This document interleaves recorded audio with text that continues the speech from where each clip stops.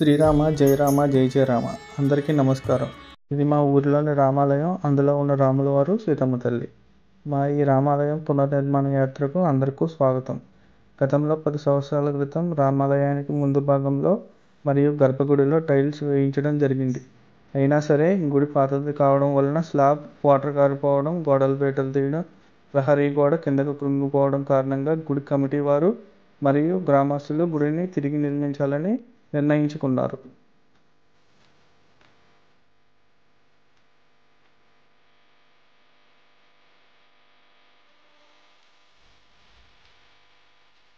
పూర్వం గుడి నిర్మాణానికి సహకరించి వద్దినీటి పెద్దగా వెంకన్న గారు మరియు వారి భార్య మాణిక్యం గారుల జ్ఞాపకార్థం వారి సోదరుడు వద్దినీటి సూర్యారావు గారు నిర్మించిన మండపం. ఇది 1971 సంవత్సరంలో నిర్మించారు. అంటే ఇప్పటికి 55 సంవత్సరాలు పూర్తవుతుంది. ఇది గుడి ముందు భాగం మరియు గుడికి సంబంధించిన స్థలం.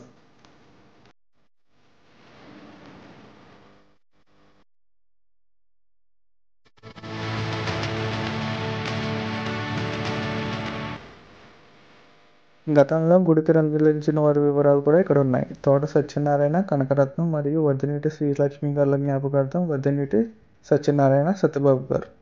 అలాగే యాండ్ర సత్యనారాయణ, చిల్లింకల సత్యనారాయణ, చిల్లింకల శ్రీనివాస్ మరియు మల్లెపూడి వెంకటకృష్ణ గారు ప్రహరీ గోడ నిర్మాణం కోసం విరాళం ఇచ్చారు. ఈ గోడ కూడా చాలా కాలం అవ్వడం మూలాన పాడైపోతుంది. ఇది గుడి వెనక భాగం. గోడల బీటలు వచ్చేసింది.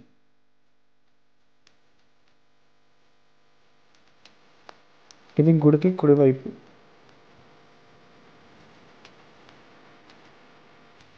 ఇక్కడే మనం స్లాబ్ కూడా చూస్తే వాటర్ లీక్ అయిన మచ్చలు కనిపిస్తున్నాయి.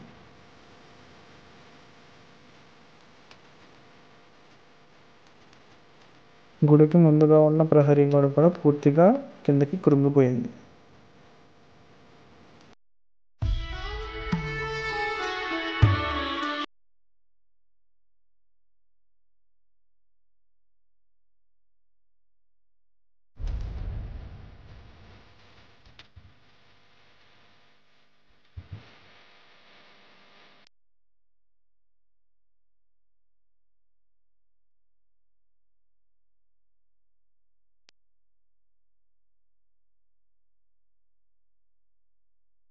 ఈ వీడియో చూస్తున్న ప్రతి ఒక్కరూ కూడా మా ఈ రామాలయం తిరిగి నిర్మించడంలో సహకరించాలని కోరుతున్నాం.